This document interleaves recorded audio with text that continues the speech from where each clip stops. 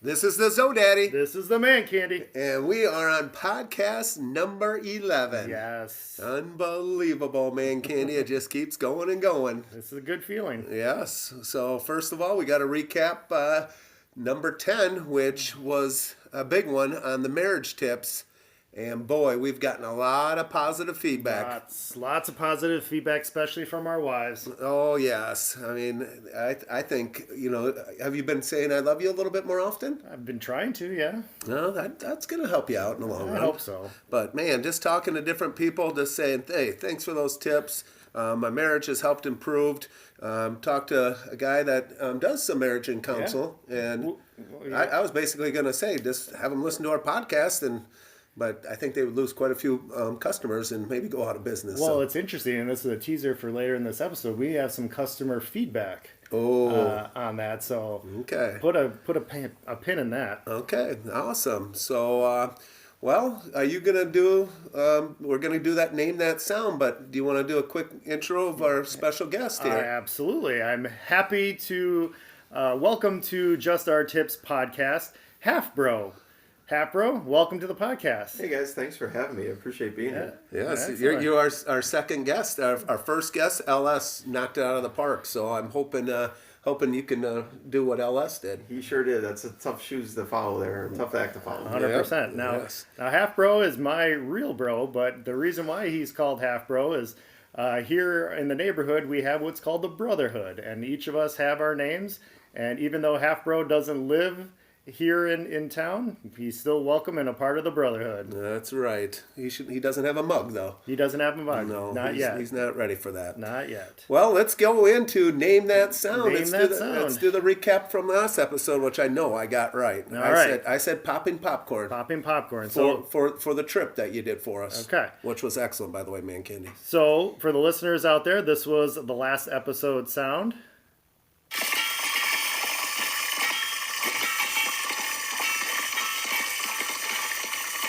And that is definitely popping popcorn, no doubt. What do you think? If it's not popcorn, I think it's rain hitting the roof. Okay. That's what I said at first, but then I listened to it the second time. So it is popcorn popping in the pan there. Was that the popcorn you were making me for the It was, the trip? In fact. Thank you. Very good, like I said before. Yeah. All right, let's go. Popping popcorn is kind of a thing. Yep. And it could be a tips episode later on the road. I didn't think you gave that. I'm not going to give it, but let's just say it's a special thing, and I make the best popcorn. Yes, you do, and you aren't going to give tips on how you do it, though. Absolutely not. No, because that's your specialty. Okay. And plus, I don't want to have to make it. I like when you make it for me. All right, here we go. So this week's What's That Sound is...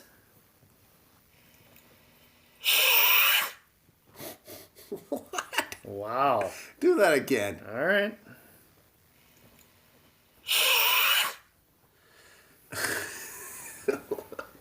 Did I? That one's a hard one. Oh. I mean, are you taking a big sucking in air? I don't know. Do it one more time. One more time. Geez, now you made me lose my place. Well, here we go. All right. Oh, zipping up it's not zipping. That's not a zipper sound. Could it be ripping aluminum foil? Ooh. Half Bro. I don't think that's it, though. No, that's just as a good guess. This one stumped me, ManCandy. Yes. We won't reveal it until next episode. Correct. So I'll get to listen to it once more, and then I'll take my final guess. I will not know, but I think you're going to stump me on this one. Okay. So like a cat having a hairball, or I thought maybe a vacuum cleaner of.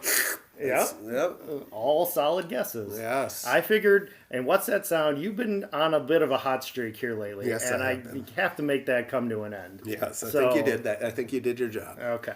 So if you know what What's That Sound is, please make sure to like it and put it in the comments or even mention it on X to us at JO Tips Podcast. So, all right. Well, let's get into it. All right, we're on podcast number 11, and we got Half Bro coming to us with his tips on appetizers on the smoker. Well, Yeah. I know you guys like to have a good time together. Yep. And I know this neighborhood gets together quite a bit, and sometimes you have impromptu parties, and other times it's organized parties and stuff like that. And if you're looking for dishes to pass, Yep. and you find out a little bit ahead of time that you're going to be doing a party, why not fire up the smoker and bring something a little bit nicer to the party? You know? I like it. So some of the things that I was thinking about is what I do at home is I do a smoked queso dip. I do the what do they call them, the pig shots with the jalapeno pepper wrapped in bacon and cream cheese, those kinds of things in the smoker.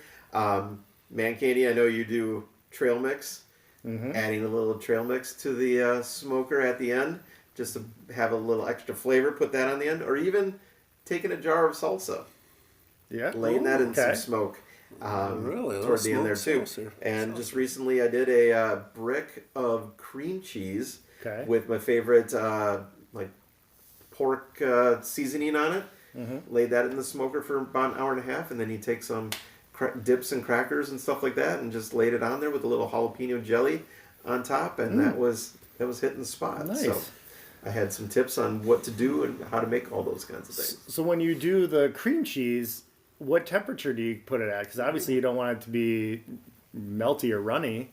Correct. Yeah, probably just something small like 200, two and a quarter, and you're only on there for maybe an hour, 15 minutes or so, just enough to get the seasoning in there and just be kissed with your smoke. So nothing to melt any of the cheese and stuff like that. But and it's not on there too long, so it's not something like traditionally when you're smoking something, you probably have to prepare for days in advance. Yeah. This is just, I can wake up in the morning or find out that our neighbors are doing something, and I can quickly just run to the store and get this all organized by the time the party starts. So. Now, what kind of smoker do you have?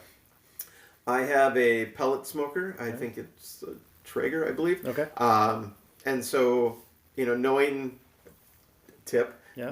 your audience. Okay. Do they like the little robust flavor from like a mesquite, or do they like the cherry flavors, a little smoother kinds of things would be an easy way to know things. My wife doesn't like the smoke at all, so another tip could be something as simple as not adding any more pellets to it later on, or maybe opening the door and letting out a lot of that just have a smaller amount on there. And I know you do a fair bit of smoking as well. Yeah, I mean, that's interesting that you say the tip would be to open up the lid or whatever, because I was under the rule of thumb that if you're looking, you ain't cooking.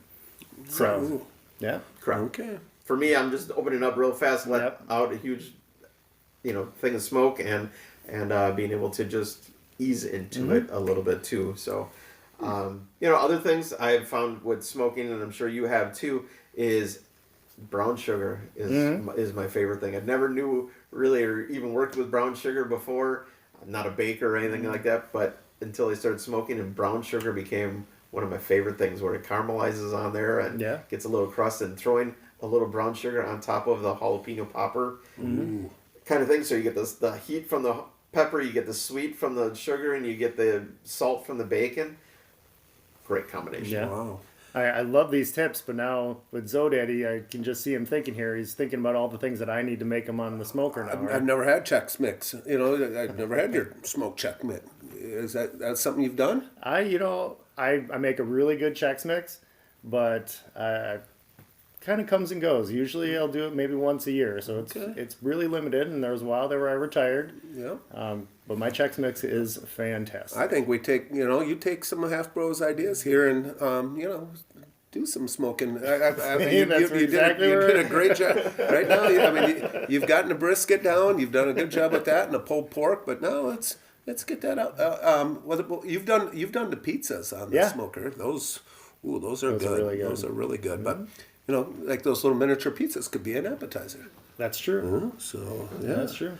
I like that, Half Bro. Well, how often do you get the smoker going? I wish I did it more than I actually do. Probably just once a month, to be honest. Right now, my specialty is the queso. That's my big one. I would like the smoked queso. That sounds great. A couple cans of Rotel, even a can of cream of mushroom soup goes in there, along with the Velveeta and the peppers and stuff like that. And whatever you wanted to do with as far as jalapenos are concerned, if you want to add those or not or whatever. But Jarring it up actually kind of creates more smoke. I've found.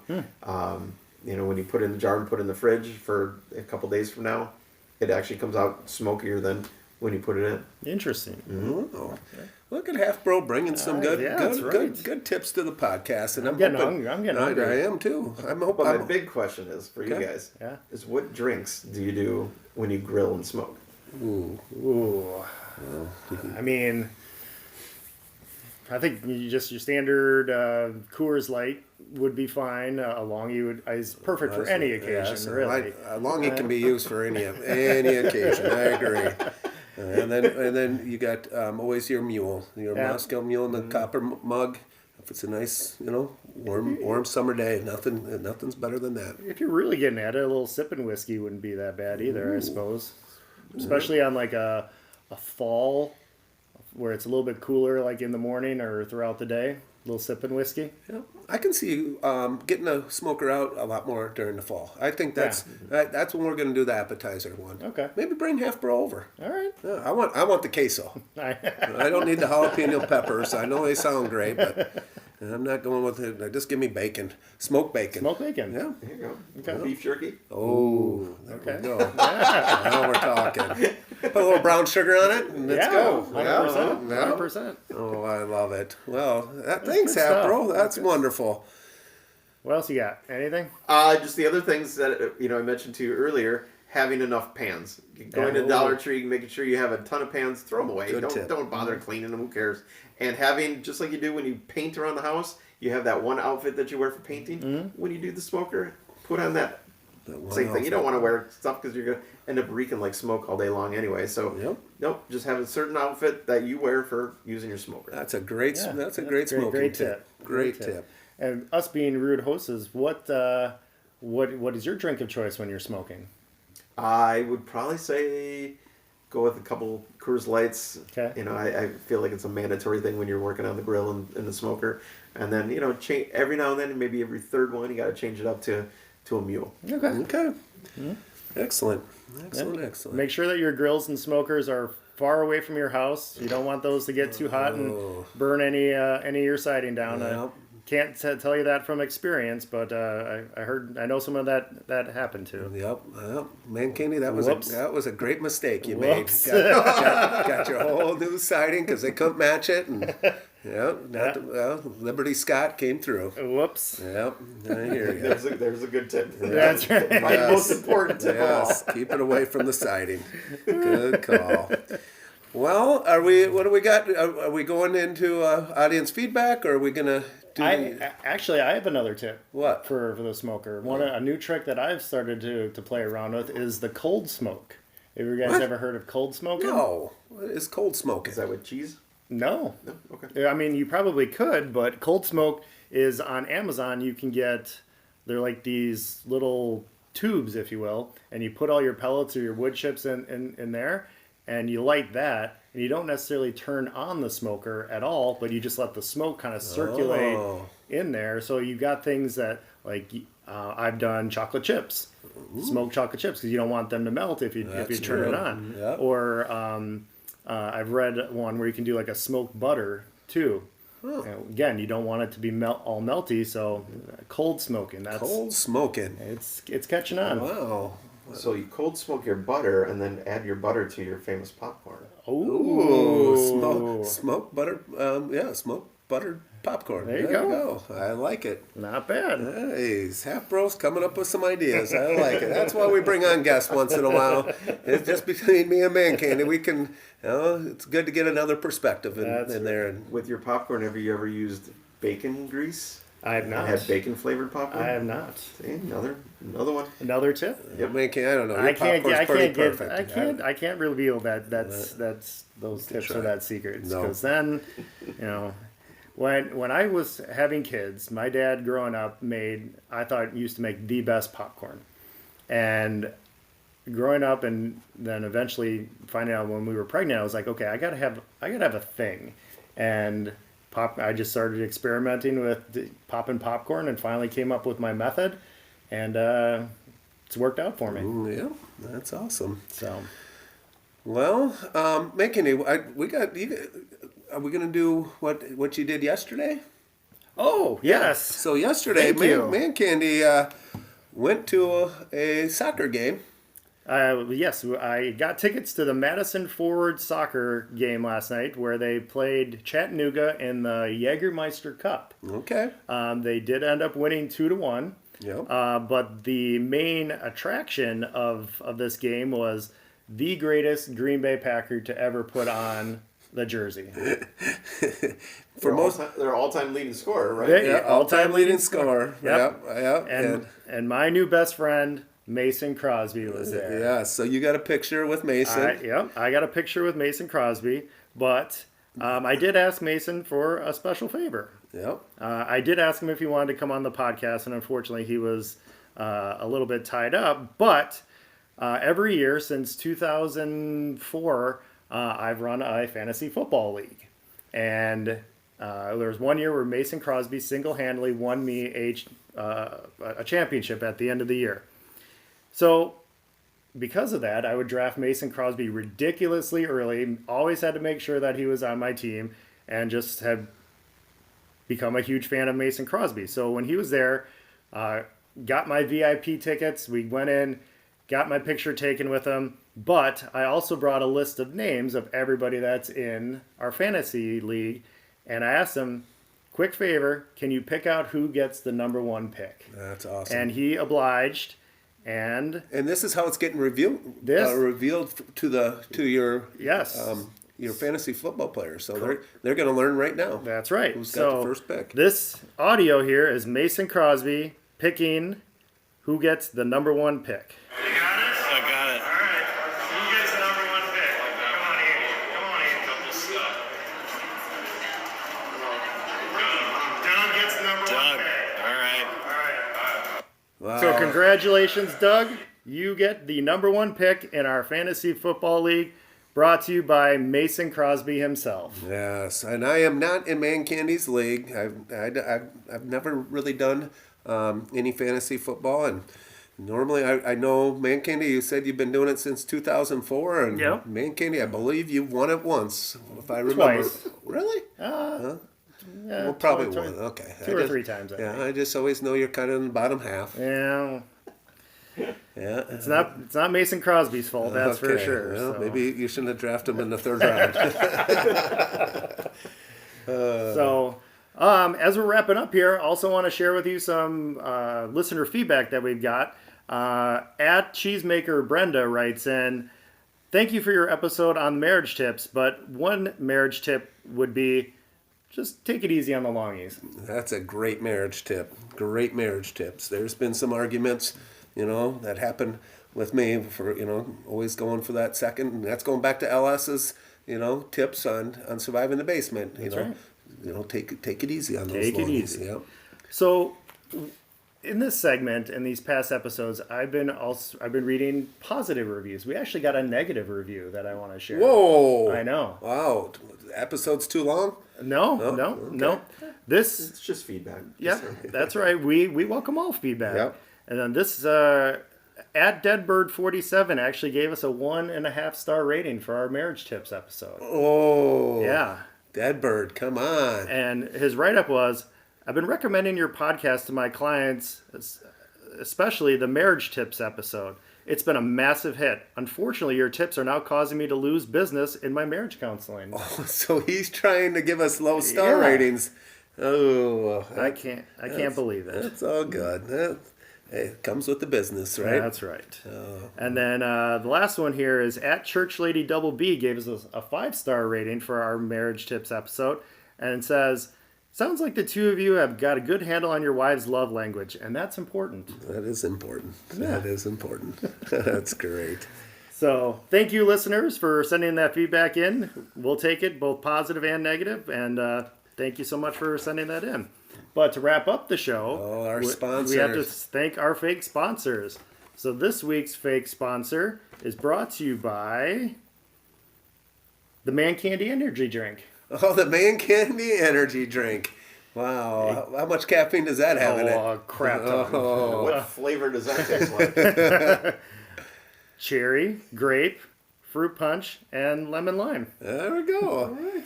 Yes, the ManCandy energy drink. mean, who needs a bubbler? Who needs a Red Bull? Who needs the? You could have had on your trip. You could have had a ManCandy energy drink, and you probably wouldn't have slept ever since. No, that's great. So thank you. I can't wait to try it.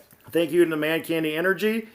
We got the whole pallet full of energy drinks in the back here. So thank you so much for sending those. And we wish you the best of luck. So I can't wait to crack open one of those. ooh, yes. I wonder if they'd be a good mixer for anything. We'll see. We'll see. We'll have to find out. Find out. All right, wrapping up here. Thank you to Hapro for spending some time with us on the podcast. Any other closing? No, I just we got lots of good tips coming up, and I hope you guys have a wonderful week. Thanks, Half Bro. Thanks for having me, boys. Thank See you. soon.